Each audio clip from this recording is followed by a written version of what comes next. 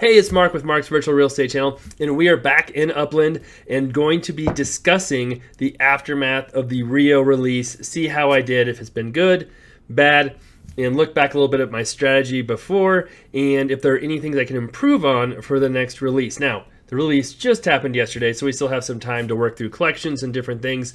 Obviously, we'll have more videos on that coming up as well, but we just want to talk about the immediate aftermath and some things that are different with the Rio release over some of the more recent releases. I think different in a good way, so we'll talk about that here. Now, love the likes, love the comments, love the shares, love seeing new subscribers. We're over 1,000 subscribers now, and that's been growing quite a bit lately, so thank you so much if you're subscribing. And I have a real estate channel as well, Mark Ferguson, Invest for More, if you want to see all the crazy stuff we're doing in real life real estate too. All right, so we're in Upland, a virtual real estate game where you can buy plots of land, rent them, flip them, build on them even, and do all kinds of fun stuff. And this is Rio right here. You can see I am down to a few properties, so we'll show you what happened and talk about that, and about how Rio went for me. And before we do that, I don't want people to forget, we still have the Lazy Node contest going. So if you're new to my channel, we have 2 Lazy Nodes, one in Upland in Queens and one in Henry Ford in Detroit. And basically a node is a community of people who get together, buy properties, build properties. We have a Discord channel I'll link to below. We have lots of fun. And we have community builds every 7 to 10 days or so. And we do still have one going on. And I don't think it's maxed out on Spark right now. And it is an apartment building. Let's see, where is it? Here it is right here. And so he's still got 8 days left on this build. We need to do a new contest coming up here pretty soon. So I don't think we'll get that finished before we do the new contest, but it'd be cool to get that built as much as we can before the new contest starts. So I'll have to figure out the days and when that will be happening. The Rio release kind of put a little bit of delay in everything I'm doing here and had more importance going on, but we're still doing that. The floor in Neponset has done great. Henry Ford dropped a little bit, but considering there's a new city release and people are trying to liquidate as much as they could, really cool to see that. I also have a build going here that is almost done, and once this one is done, and thank you for the help, I'm going to dedicate all of my Spark, not all of it because I dedicate Spark to the contest winner as well, to something I talked about last week, and that is I'm going over here to Henry Ford in Detroit. There we are. The factory that I started in Detroit. So I have started a factory here. Managed to buy a lot from somebody in our Discord who's actually won the contest before, Timex2. So cool to do that. I managed to get 112 up squared or whatever it's called inventory lot in here. And I have another video that goes over how to build the factory and how I did it and stuff if you want to see that. And then we have a lot of time left on that one. But I only have 0.5 Spark dedicated right now, but I'm going to dedicate some more, and that will be cool to build a factory and see how that goes as well. But I keep buying properties in Henry Ford. I've got a lot right now. I don't know how many. If I scroll out, it makes it 52. Whew. I see good deals, and I buy them. So in Henry Ford, if we look here right now, we can see the floor is at 33, but that's a really small property. 35. We got up to 40 before the Rio release and dropped back down a little bit, still doing really well. So cool to see that. And then, yes, we'll check out Neponset as well. And people have asked me about a node in Rio. We'll see how it goes. I still I don't want to have 37 different nodes all over. I like having these 2 for now. Maybe if these kind of stagnate or get boring or, we'll look at adding a new node, but for right now, I think we've got enough going on, a lot happening with these nodes, that they're doing pretty well. And you can see here, we do have one at 50, and that's the cheapest one I've seen for sale in Neponset in quite a while. We were right around 60, had a couple, for a second, not real long. We've had some in the high 50s, but there is a cheaper one there. So interesting to see what those are doing good. Okay, now let's talk about what you came here to watch probably, and that's Rio. So how did I do in Rio? Learn my geography about Rio down here somewhere. If I can, there it is. Look at that. Actually, pretty surprised I got there that quick. I tried to mint properties in the, where is it? The Saudi neighborhood in this area. Had my Block Explorer coming right up here, perfect spot, and I had a 3 or 4 minute lag where properties didn't show up. By the time they showed up, they're all sold. And someone said, oh, you're scrolling in and out too much. And before that happened to me in Queens, and someone said, oh, you're not scrolling in and out enough. So I don't know.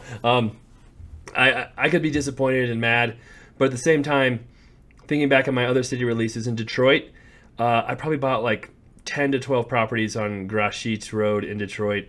Bought properties on, was it Grand or not Grand, another street, like 4 properties on another very famous street in Bush Mills.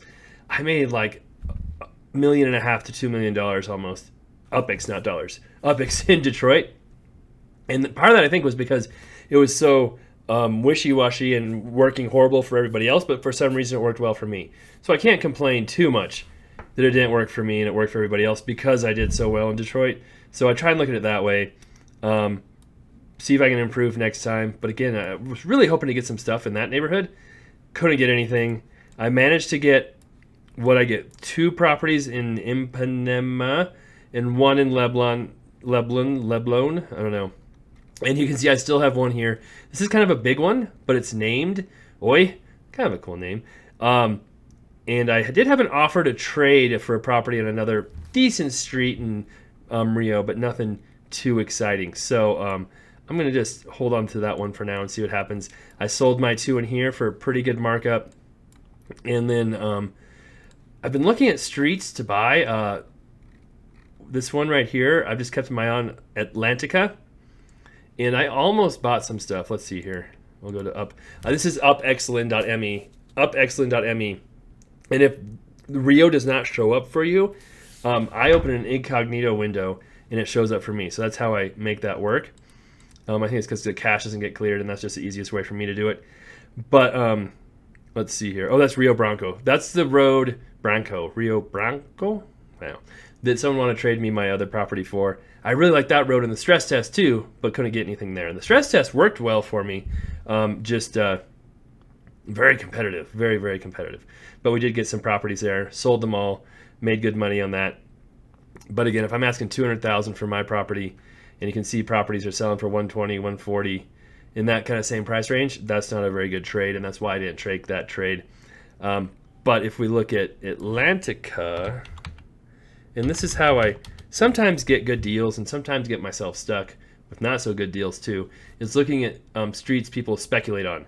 Atlantica is one that a lot of people think will do very well and be a collection right on the beach. And yesterday in the afternoon, you could not find a property under $300,000 on Atlantica. And I saw a couple pop up in like the mid 2s, and I almost jumped on them to buy them to try and flip them. And now you can see the prices drop to 185. So you got to be tricky or careful on these streets. They can be very tricky in neighborhoods, knowing what prices are going to do, if they're going to go up, if they're going to go down. But a lot of times they're at their highest right after the release, and then they'll start dropping down. And sometimes they pop back up before collections are announced. After the collections are announced, if you win or a collection is announced, those prices might jump up again and then slowly drop back down again. Sometimes collections are announced and everybody thought it was going to be a collection, and they don't even jump that high. So there can be a lot of speculation and different things going on. So there's no guarantees in this game on prices.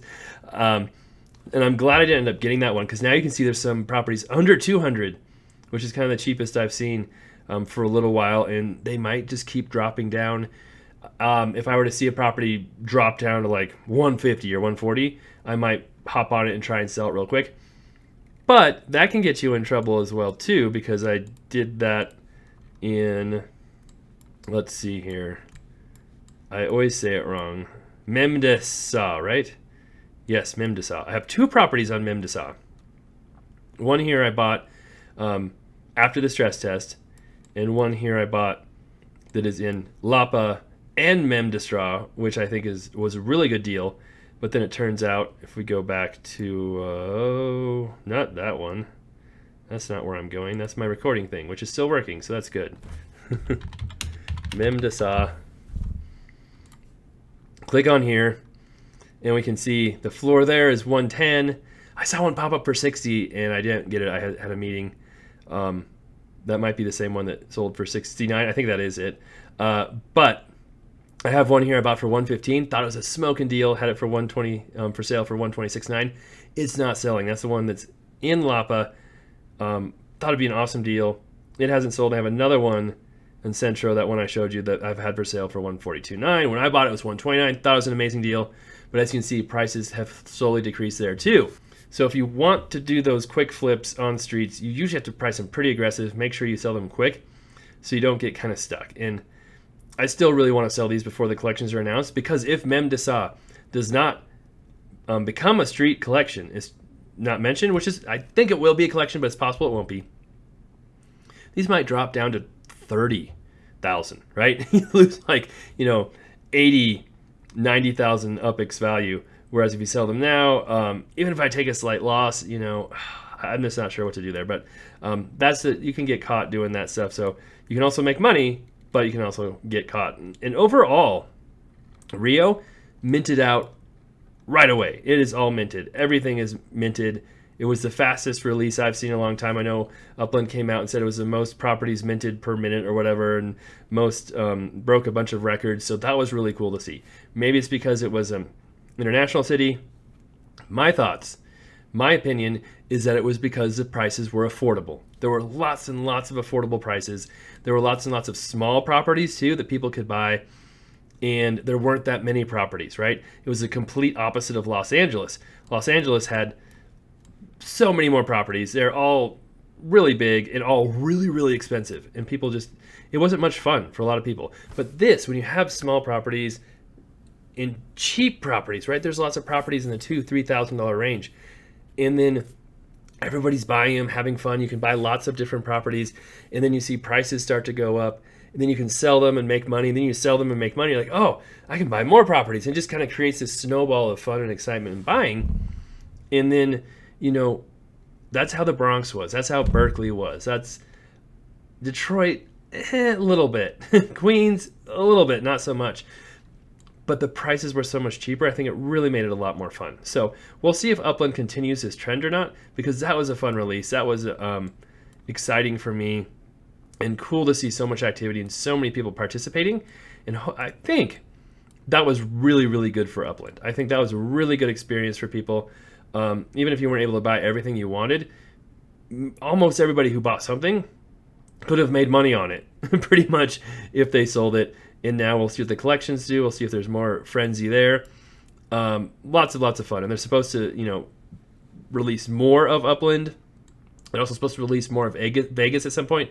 Vegas, I thought, was a little too expensive as well. And this just wasn't as interesting as Rio, right? There's not water, there's not ocean, there's not beaches in Vegas, there's not as much, cool areas. So Vegas was kind of boring to me. It was okay, but Rio was fun. I think Rio was cool, and it's also cool learning about another country and different areas and not knowing what I'm doing. That was kind of fun as well. Maybe that wasn't fun to most people, but I mentioned I bought properties down here. I didn't mint anything in this main area, and then I went up here to the island area here, whatever this is called. And I bought 80 properties up here from 3,000 to 7,000 UPX. I might have paid 8 for one. And look at this. All of them but 4 are sold. I sold them all from, might have been some in the 8,000 UPX range, most of them in the 9 to 11,000 UPX range. So I made probably 400,000 or 500,000 UPX minting cheap properties up here. That was fun. That was kind of cool. It was cool to see them all selling. That was, a good secondary strategy when my first strategy was not working and I got shut out in this area. So I still had a lot of fun, still interesting, but I have to admit, minting and selling 80 properties is a whole lot of work, a lot of work. It took me an hour to mint all those properties, to find them all. And I filmed it all, right? You guys saw all of that if you watched that video, which was my last video before this one. And it was a lot of fun. But then it wasn't just the minting part. Then you have to go back and price all of them and sell them and list them for sale. And when you've got, I had in these kind of circle areas right here, let's see if I can scroll in here, 20-some properties in this circle area. remembering which one's for sale, not for sale, clicking on them, it can be very tedious and tiresome. So it was fun, it was interesting, but if I had my choice, time-wise, it'd be nice to have bought 3 properties and made $500,000 on them instead of 80. So still fun and interesting, but time-consuming wise, it's nice to get the really expensive ones you can flip quickly. And that's Detroit was amazing for that. Vegas, we got a few decent ones there, nothing amazing. Queens, a few decent ones again, nothing amazing. But it's okay. It's been good, and there's just a lot of competition for those really expensive properties. And maybe next time I'll just have to make sure I scroll not too much, just a little bit. And yeah, I don't know. It's kind of weird. Sometimes that happens. So the other interesting thing I want to talk about real quick here before I get out of here is this is kind of the floor of Rio 10.9 for this area. If we go up here a little higher, 11, the floor is still kind of increasing. So with the other city releases, we've seen the release, not everything mints out. You've got your floor that kind of goes up, it usually levels out, and then it drops back down again. But with Rio, you had your floor, everything minted out, and it kind of just rose and rose and rose. And it's just been steadily, we haven't seen any drop in the floor. It's been kind of still steadily rising.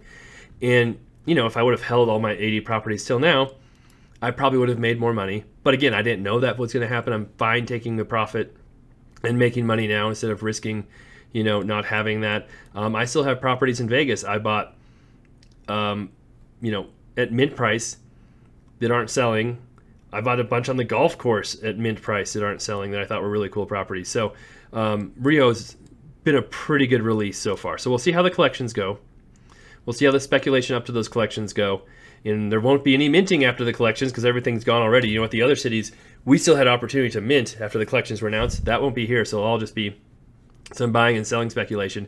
But yeah, so is a good release for Upland. I think it's a great city. Could have been better for me, but I'm still happy with how it worked out. I know some other people did great in our Discord and in our Lazy Nodes who talked about how they were able to get some really cool properties, and they had a lot less UPIX to work with, so cool to see them do well. And yeah, we'll have some updates on this. We'll talk about the Lazy Nodes. We'll talk about more contests here coming up soon, and of course the collection. So if you haven't subscribed, now's a good time to do so. We also love the likes, comments, and shares. Keep those coming, and we'll be back with many more videos coming up here soon.